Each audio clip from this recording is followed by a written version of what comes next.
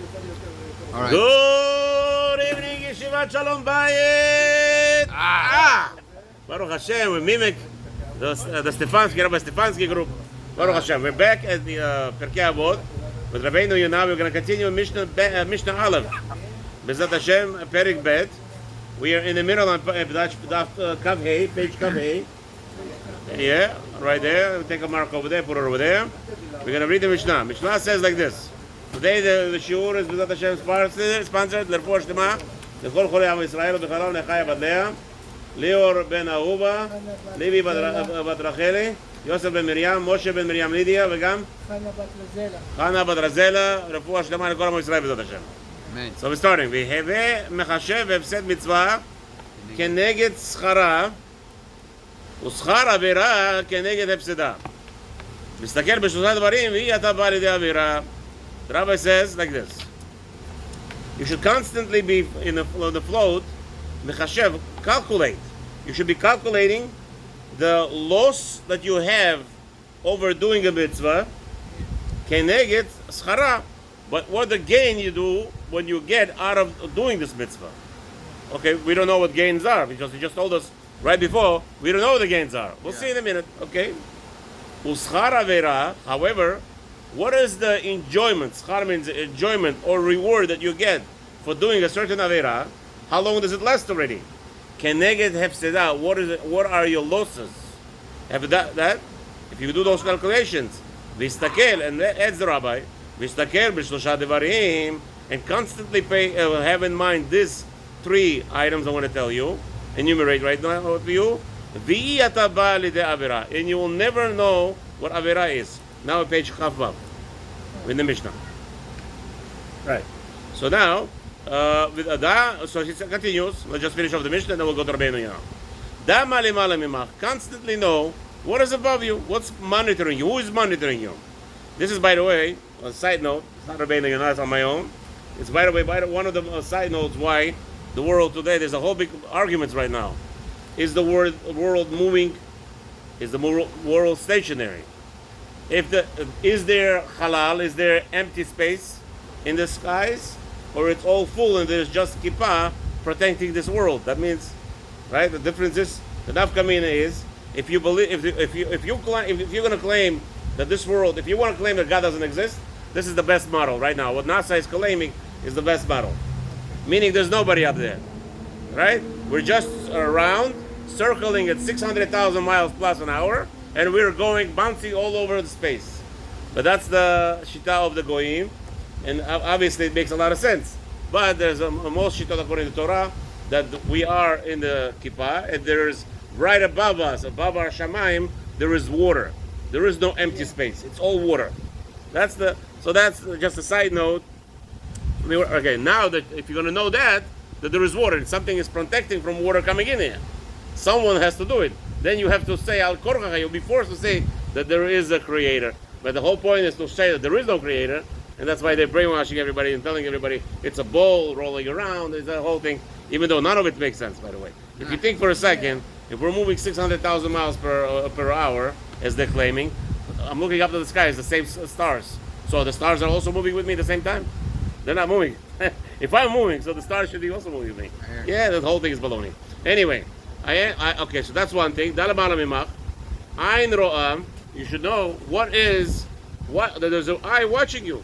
The ozen shamad, and everything there's a ear that hears you.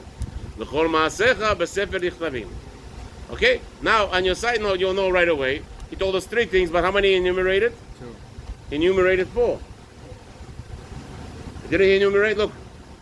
No, Malamimach is the same thing as Ayin Ro'ah Ve'ozen Shamad. Is he explaining, you think? Yeah. Okay, let's see. Rabbi Yaakov wants to say, Ayin Ro'ah Ozen Shamad V'chol Ma'asecha B'sefer Nichlavim. So what do you want to say? It's 2 only then. According to what your Pirush, it should be only 2, not 3. But right, according to what I'm trying to say, it's 4. Really, he told us 3, but then he enumerates 4. It's either 2 or 4, yeah. Or yeah, but for sure not 3.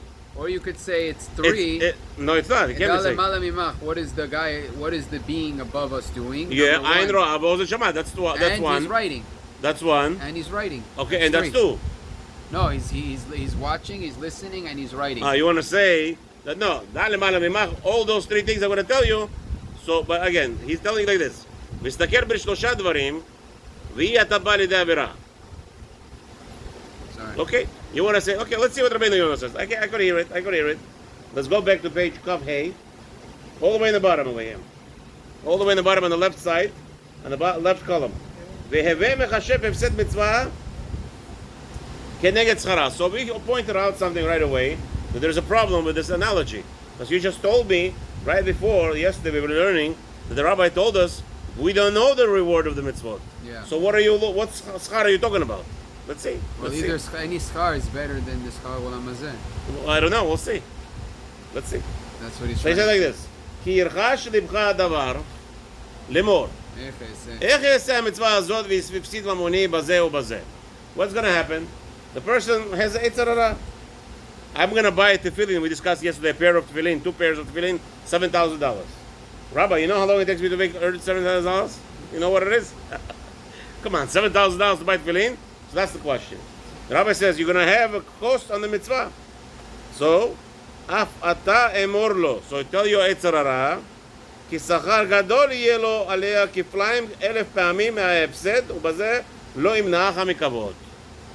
He says, tell the יצר הרע who's telling you, wow, the tefillin is going to cost you $7,000. Do you know what kind of reward I'm putting? So now you're going to say, what kind of reward? I don't know what kind of reward I'm going to get for wearing tefillin. It's 8 mitzvot, right? So we're going to have to go to Rosh Hashanah, Yudalet Amud Aleph, I believe. His bed. Tells us like this. What is worse? Listen to the scenario. Doing a cardinal sin. Kidnapping a girl, married woman, Ones ota raped her, and killed her. Okay? Or a person who doesn't put on tefillin ever. Who doesn't want to put on tefillin. What is worse? The Gemara over there, you'll be surprised. Rosh Hashanah says, this is worse. The 3 sins that I told you, the cardinal sins the guy committed, kidnapping, murder, raping, whatever, all those things, those are all have a limit on their punishment. The Gemara over there in Rosh Hashanah outlines a person who does not put on tefillin. What does he get? It says, first 12 months after his death, he sees only Pnei Gehinnom. 12 months, they torture him in Gehinnom. And the worst case after that, after the 12 months, Pirkey et nishmato. The whole soul gets disintegrated. Oh my God. The Gemara is telling you a person who does not put on tefillin, he's a karet, she'en kamo. The karet is not karet before. He gets punished for 12 months, and only then he gets karet. See what's going on here? Wow. It's worse than a person who sleeps with let's say a mezona. He goes with a married woman.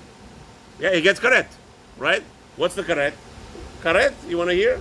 According to many opinions, he's ever the neshama that's connected to the ever karet, nikrat. So meaning he's going to walk in Shamayim. He might have other mitzvot that will protect him. He will be walking in the Gan Eden, and everybody will see that ever is missing. He will not be shalem. That's correct. He was there. This guy who doesn't put on tefillin, Rosh Hashanah Gemara tells us out of this world, completely. After punishment, he gets disintegrated. What is he punished for? Just like that. You didn't want to put on tefillin, no problem.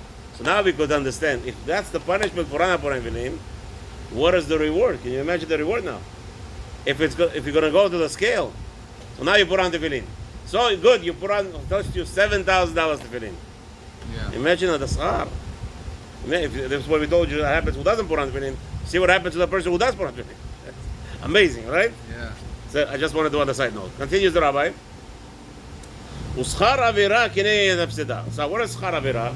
A person gets a reward for doing an avira. Let's go back to this Rahman al-Islam. He went ahead and he cheated with somebody else's wife. Right? How long is the reward already? Let's see. פן יהיה דבר עם לבבך בליעל לאמור שכר גדול יש לי בעשות העבירה הזאת וירוויח בה כמה וכמה והנאה גדולה יהיה לי. What is the guy saying? It happens to be that this woman is a wife of a president or something that will give him a lot of favors. She could give him a lot of favors. As we learned the other day, we learned about class 4, I believe, last week. It says over there, or class 5, that a woman she gets the man specifically. She hunts the man that she likes, and she goes for the all 9 yards. So it says like this: that a person when he dies in this world, but a woman that hunts a man for her pleasure, it's from this world and the next world. Oh, yeah. So this guy, he thinks he's getting all the favors. She's the governor's wife, or she's the president's wife. She's gonna get me all the favors I want. How am I gonna enjoy this avera? Think for a second. What are you losing after? Whatever you're thinking that you're gaining the favors by doing the avera now, you should know the loss is much more magnified in the olam haba.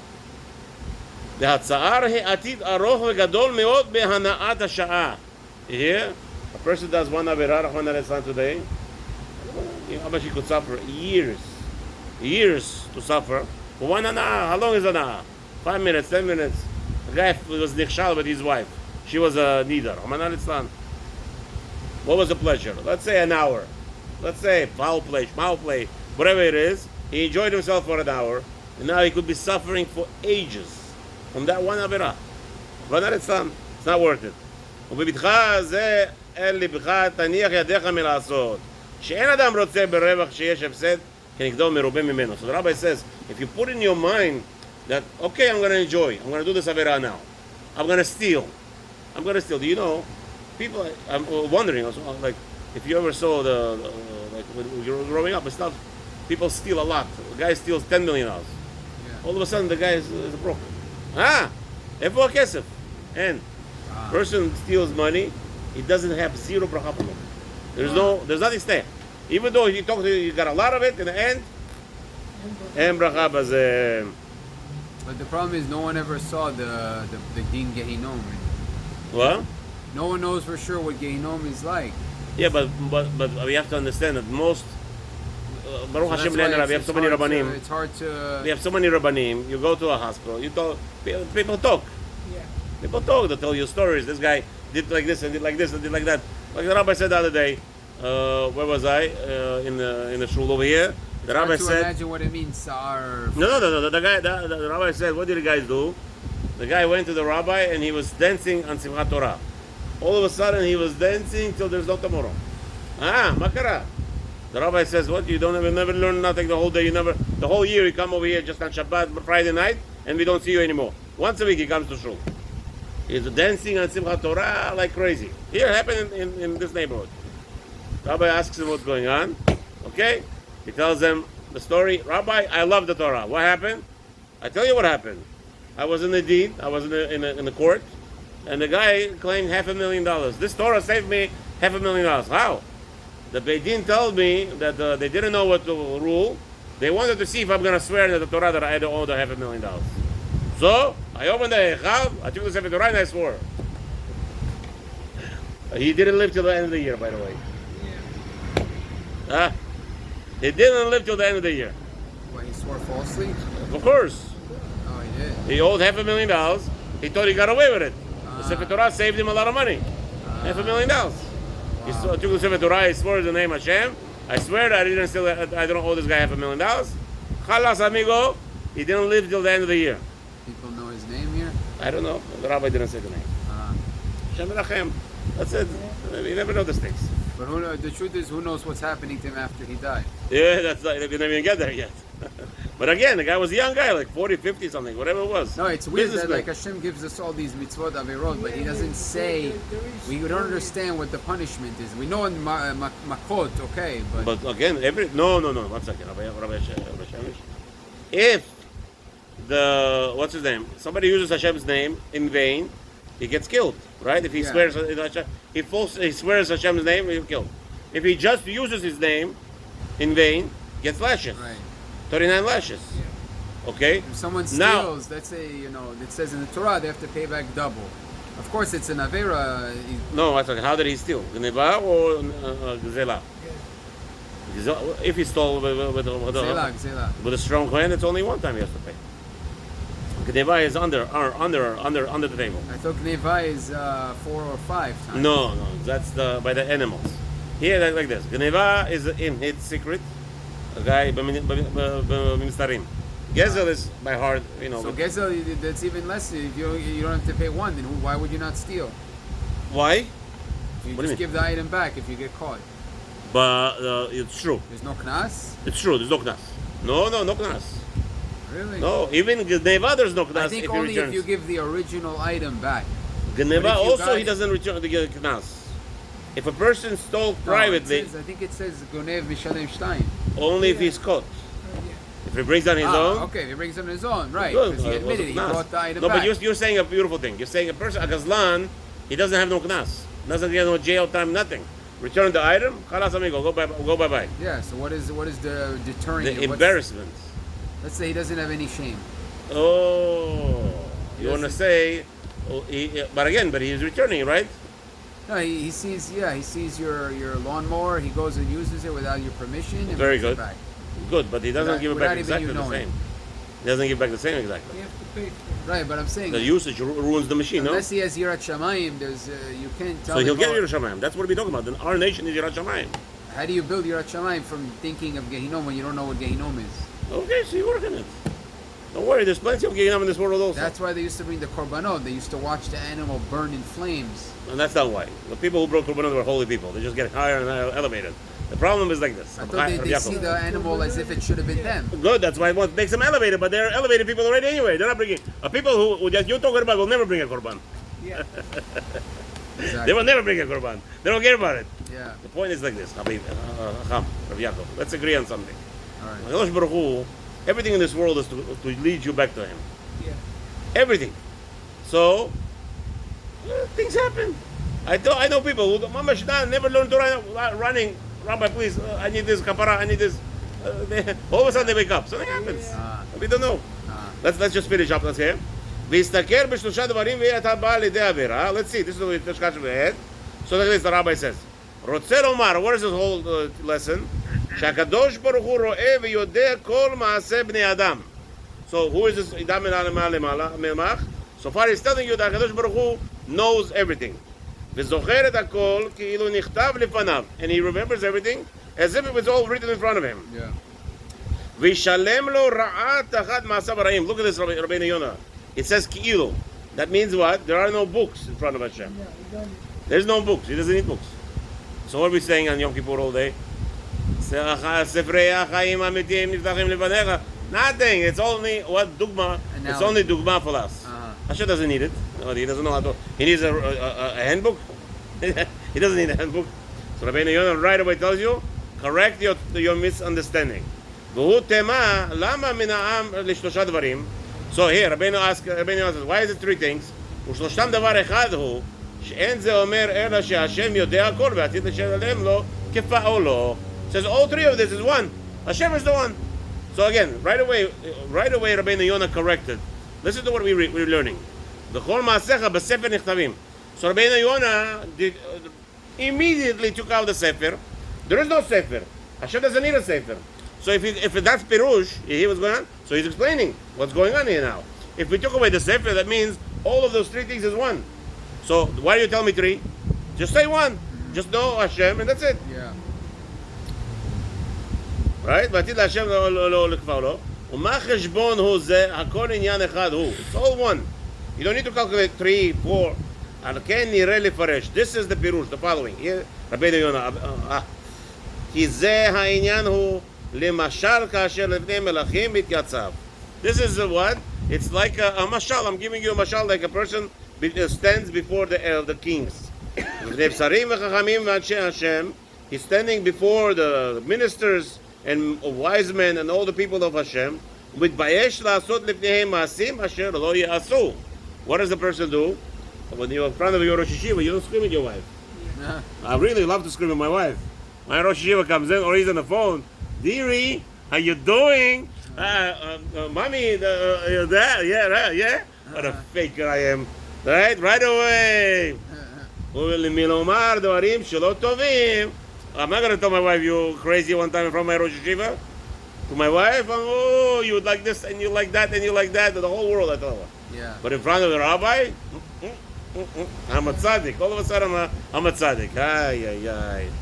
כן יחשוב בכל עת כאילו הוא לפני הקודש ברוך הוא כאשר יעמוד איש לפני רעהו. A person should work on himself to stand. I'm talking to myself, gentlemen. Oh, I'm talking to people. I'm talking to my wife. I'm talking to, if your Rosh Yeshiva was here, would you talk to a student like that? Would you talk to your friend like that? Aha. Ay, ay, ay. ובזה ישמור דרכיו מחתו גם פיו ולשונו ומצרה נפשו. A person will be protecting and watching him well from saying anything bad and all the causing of negativity from his soul. ועל כן אמר דמה למעלה ממך עין רואה ואוזן שומעת. Therefore the rabbi wrote, know what is above you, that there is עין רואה, that there is the eyes that sees, and there is the ear that hears. ומנה אלה לשני דברים, and he counted them for both, for two things. עין רואה כנגד המעשה. What is עין רואה? It's to see what you're doing, your actions. ואוזן שומעת, and there's a ear that hears what? אלא לומר, right? אוזן שומעת. כנגד הדיבור, whatever you speak out. וחס ושלום לא עין ואוזן ממש. Don't think there is a חס ושלום. Hashem has eyes, Hashem has ears. אלא רוצה לומר שאין מעשה נסתר מלפניו. Just to teach you that הקדוש ברוך הוא, nothing is hidden before him. ולא נעלם ממנו, nothing is forgotten before him. והדבר השלישי, and the third thing that was most important, וכל מעשיך בספר נכתבים. So you see that he is learning it like you, Rabbi Yaakov. He's saying it דבר שלישי, meaning that למעלה ממך is the introduction that you should know who's above you. And now I'm going to enumerate for you three things. Beautiful. Thank you, Rabbi Yaakov. So he says, Baruch שכיוונת. בספר מעשה. So now the third thing, רוצה לומר, שאין שכחה לפני כיסא כבודו. There is never a forgetfulness in front of his chair. והרי כל הדברים בסידורים לפניו כאילו הם בספר נכתבים, and everything is before him, organized so diligently. It's as if it's written in the book. לשלם לעושיהם כפעולם, to pay everybody's deeds as they did, וכמעשה ידיהם באחרית הימים, and according to their deeds in the end of the days. ואם ישית האדם אל ליבו השכר אשר יתנו לו, if a person will just place, will just imagine all the reward that you're going to get out of all the good deeds that you do, יימנע מלעשות אותם. You will right away stay away from doing anything bad. ועל זה אמר, הסתכל בשלושה דברים הללו ואין אתה בא לידי עבירה. And you're going to pay attention to these three things, and you will not do the עבירה. בעזרת השם, תזכו למצוות, we will continue tomorrow in Mishnah Bet, Perek Bet. It's like the IRS. Yeah. If you know